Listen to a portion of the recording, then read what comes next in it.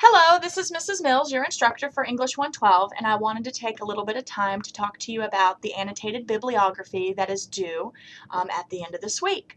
So hopefully everybody has viewed the PowerPoint and my examples in the instruction section of Blackboard, and make sure that you follow that format correctly. Times New Roman, font, double-spaced, and 1-inch margins, your MLA heading, all that good stuff. So just follow that format in the instruction section. Now, back to annotated bibs.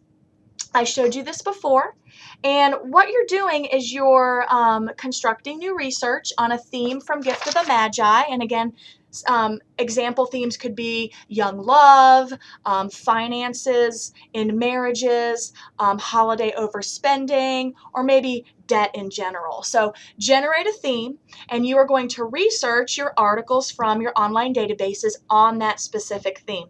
You're not necessarily researching on the Gift of the Magi, you're just taking a new theme and researching it. So when you research, of course, make sure you're going to NC Live or CQ Researcher or Opposing Viewpoints. Remember, stay off the raw internet. And remember, when you pull a source, make sure you check the source type. You have to figure out what type of source it is in order to cite it correctly in MLA format.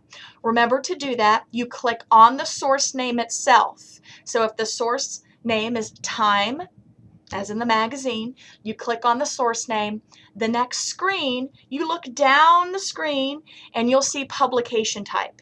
It'll say periodical, which is a magazine, academic journal. If you're in the newspaper database already, obviously you're signing in as a newspaper. If you see the words trade publication, that's also an academic journal. So please check the source type and refer back to any of the MLA handouts or the textbook for any help with that. So back to the annotated source. That's what you're going to be doing. The first part is citation. So make sure when you pull your source, you cite it correctly. This is a book that I pulled off my bookshelf. It's in print, so I cited it as a book. But remember, if you're pulling anything off of NC Live, it's web media, not print media. Follow those examples again. So I cite it, and then the second part is to annotate it. And remember, I talked a little bit about this. You can give a little brief summary, but the annotation portion mostly focuses on critical information, okay? And some of you are saying, what is critical information? Again, the PowerPoint says an annotation is critical or explanatory notes added to a text. So a summary plus some critical information. And again, many of you are asking, well, what can I include as critical information? Well, think of things like this. Who does the article appeal to? Does it appeal to a certain group? Is it only for nurses? Is it only for psychologists? Is it geared toward men? Is it geared toward women? Is it geared toward a certain group? So that could be mentioned in your annotation. Also look at the reading level, all right? What reading level is this on? Is it a very juvenile reading level, or is it a very difficult reading level, or can most adults in college read it? So another piece of critical information could be the reading level. Also look at your article for statistics, maps, charts.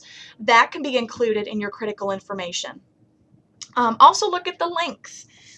In my Steinbeck annotation and citation, I put that this is a parable, okay?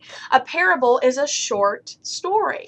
So if you want to also mention the length in your critical information, that would be a good piece to put in. Also look at the bias. You know, is it offensive? Is it appropriate? And all these things, and you probably can think of other things to go with critical information. But what you want to do with an annotated bib, or each annotation itself, is to sell the source. You want to make the reader get so excited about the source that he or she is going to go out and get it. And he or she can go out and get it because the citation information is right there. It's really easy to find this one. Or you can go on NC Live and find this from this source from Newspaper Source Plus. All right? So you really want to sell that source, okay? Market it, make it interesting, and really sell it with your annotation. So again, you're incorporating summary with critical information. Here's another example. Let's say I was going to annotate Dr. Seuss. Oh, the places you would go. Well, of course, I would do a little summary about the piece itself. Okay. And what kind of critical information would go with this? Well, obviously it's geared toward children. And then I could incorporate what age group. I'm sure this is not appropriate for a kindergartner or a first grader on their own. They probably need some adult help with this. Critical information could also include, this is colorful, it's attractive, this piece rhymes, and it teaches a number of different themes like independence and exploring, and just this is a positive book. So things like that, critical information to go along with your summary. A little bit more adult example could be from National Geographic. And again, if you grab anything from NC Live, you're citing it as an electronic source. And here's an example again from NC Live. But I just pulled these off my bookshelf. This piece is about the ghost ship.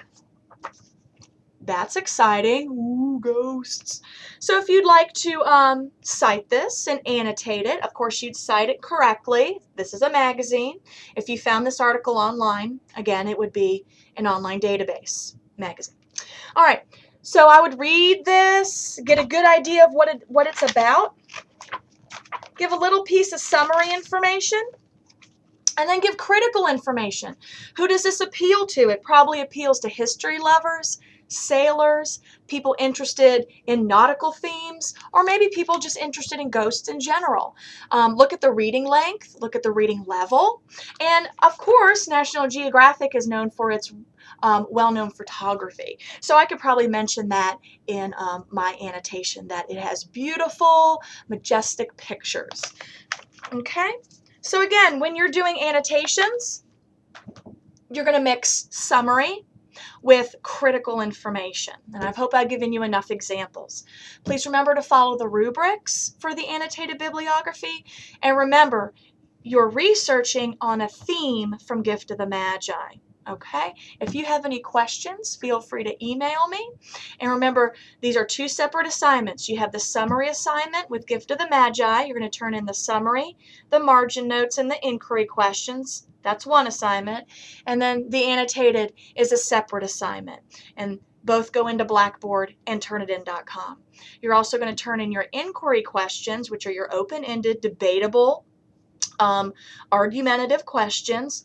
You're going to post those on the discussion board so you guys can discuss. One thing about the discussion board, please make sure that you talk to one another, and it's perfectly okay to argue. This is an argument-based class. As long as you're professional, you can agree to disagree and leave your opinions, because when you write your papers, remember, you're going to have to argue and incorporate your opinions, and your research is going to back up your opinions. Well, everybody have a great day, and if you need me, just let me know.